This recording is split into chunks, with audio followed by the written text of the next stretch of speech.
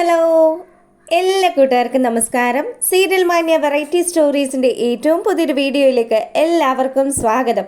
അപ്പോൾ ഞാൻ എത്തിയിരിക്കുന്നത് നമ്മുടെ മൗനരാഗം സീരിയലിൻ്റെ ഇന്നത്തെ ആ ഒരു സൂപ്പർ ഹിറ്റ് കഥയൊക്കെ ആയിട്ടാണ്.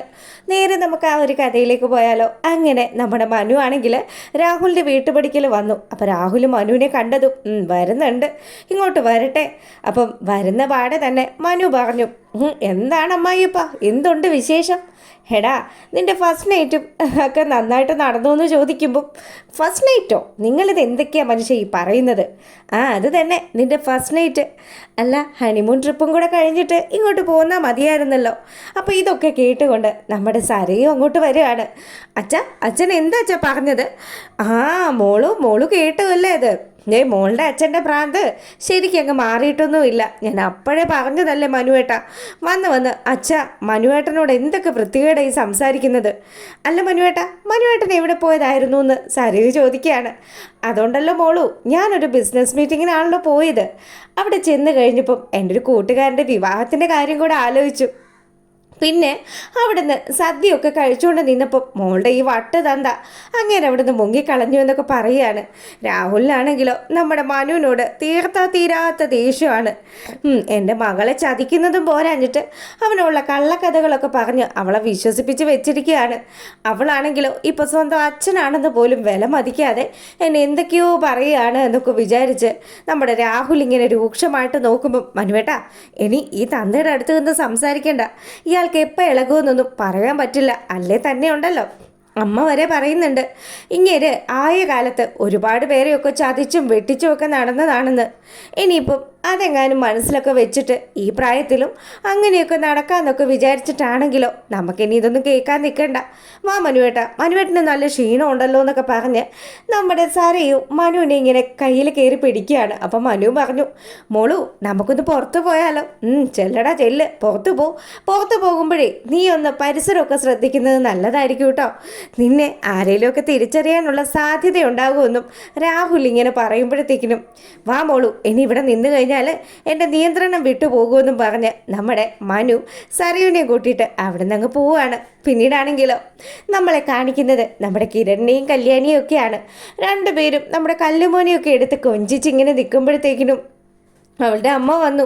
ദീപ വന്നിട്ട് പറഞ്ഞു, അതെ മോളെ, ഇനിയിപ്പോൾ ഡൽഹി പോകേണ്ട സമയമൊക്കെ ആയില്ലേ. അപ്പം കുഞ്ഞിനെ പിരിയുന്നതിൽ നിനക്ക് സങ്കടമൊക്കെ ഉണ്ടെന്ന് അമ്മയ്ക്ക് അറിയാം. എന്നാലും കുഞ്ഞിൻ്റെ കാര്യത്തിൽ നീ ടെൻഷൻ അടിക്കുകയൊന്നും വേണ്ട. നിന്നെ നോക്കിയതിലും ഭംഗിയായിട്ട് ഞാൻ എൻ്റെ കല്ലുമോനെ നോക്കിക്കോളാമെന്ന് പറഞ്ഞു. കിരണാണെങ്കിലോ, അമ്മേ, ഇവളിപ്പോഴും കൊച്ചിനെയും എന്നെയും പിരിയുന്ന ആ ഒരു സങ്കടത്തിൽ നിൽക്കുകയാണ്. കിരണേട്ടൻ എന്തൊക്കെ പറഞ്ഞാലും എനിക്ക് നിങ്ങളെ രണ്ടുപേരും പിരിയാൻ പറ്റില്ല എന്ന് നമ്മുടെ കല്യാണി പറയുകയാണ്. അങ്ങനെ അവർ ഹാപ്പി ആയിട്ട് നിൽക്കുമ്പം നമ്മുടെ ബഗാസുരനാണെങ്കിലും അപ്പറേ നിന്ന് ഇങ്ങനെ ഇതൊക്കെ വാച്ച് ചെയ്യാണ്. അധികം നാളുണ്ടാവില്ലടാ നിൻ്റെ ഈ ഒരു സന്തോഷമൊക്കെ, അത് എത്രയും പെട്ടെന്ന് തന്നെ ഞാൻ തല്ലിക്കെടുത്തു എന്ന് പറഞ്ഞ് ഇയാളിങ്ങനെ മനക്കോട്ട കെട്ടുന്നത് കാണിക്കുകയാണ്. പിന്നീടോ നമ്മുടെ പ്രകാശനാണെങ്കിൽ ഭയങ്കര ഒരുക്കവും കാര്യങ്ങളും ഒരു കൂളിംഗ് ഗ്ലാസ്സൊക്കെ വെച്ചുകൊണ്ട് ആശാൻ ഇങ്ങനെ ഇറങ്ങി വരുമ്പം മൂങ്ങയാണെങ്കിലിരുന്ന് പത്രം വായിക്കുകയാണ്. അപ്പം അമ്മയോട് ചോദിച്ചു, അമ്മേ എന്നെ ഒന്ന് നോക്കിക്കേ, ഇപ്പം എങ്ങനെയുണ്ട് എന്നെ കാണാനായിട്ട്? എൻ്റെ പ്രകാശ, എൻ്റെ പൊന്നു മോനെ, അമ്മ എന്ത് പറയാനാടാ, എന്ത് ഭംഗിയാണ് നിന്നെ കാണാനായിട്ട്. സത്യം പറയടാ പ്രകാശ, നീ ശരിക്കും വിക്രത്തിന് തന്നെയാണോ കല്യാണം നോക്കുന്നത്? എനിക്കിപ്പോൾ നിൻ്റെ മട്ടും ഭാവമൊക്കെ കാണുമ്പോഴത്തേക്കിനും നീ നിനക്ക് തന്നെ ഒരു പെണ്ണിനെ സെറ്റ് ചെയ്യാനുള്ള കാര്യങ്ങളാണോ നോക്കുന്നതെന്നൊക്കെ പറഞ്ഞു. എൻ്റെ അമ്മേ, അതൊക്കെ സസ്പെൻസാണ് മോളെ, ഞാൻ എന്തായാലും അതൊന്നും ഇപ്പോൾ വിട്ടു പറയില്ല എന്ന് പറഞ്ഞു. അല്ല അമ്മ ഒന്ന് മൊത്തത്തിൽ നോക്കിക്കേ, ഇപ്പം ഞാൻ എങ്ങനെയുണ്ട്, ഓക്കെ ആണോ എന്ന് ചോദിക്കുമ്പം എൻ്റെ അത്ര സൗന്ദര്യമൊന്നും ഇല്ലെങ്കിലും വലിയ കുഴപ്പമൊന്നുമില്ല, ബ്യൂട്ടിഫുൾ ആയിട്ടുണ്ടെന്ന് നമ്മുടെ മൂങ്ങ പറയാണ്. അപ്പം ഉടനെ തന്നെ എന്താ പറഞ്ഞ്, ബ്യൂട്ടിഫുള്ളോ? അപ്പം അമ്മ ഇംഗ്ലീഷൊക്കെ പഠിച്ചോ?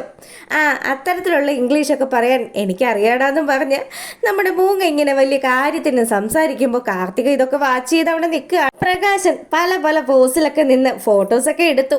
ഇത് ഇപ്പം തന്നെ അവളുടെ അമ്മയ്ക്ക് അയച്ചു കൊടുക്കണം, ഞാൻ ഈ കോടീശ്വരി ആയിട്ടുള്ള കാർത്തികയുടെ അച്ഛനാണ് എന്നൊക്കെ പറഞ്ഞ് ഇയാളിങ്ങനെ സംസാരിക്കുമ്പോൾ കാർത്തികയാണെങ്കിലോ തീരും, നിൻ്റെ ഈ അഹംഭാവമൊക്കെ തീരാനുള്ള ഒപ്പിക്കാനുള്ള കാര്യങ്ങൾ ഞാനും എൻ്റെ അമ്മയും കൂടെ ഒപ്പിക്കുന്നുണ്ട്.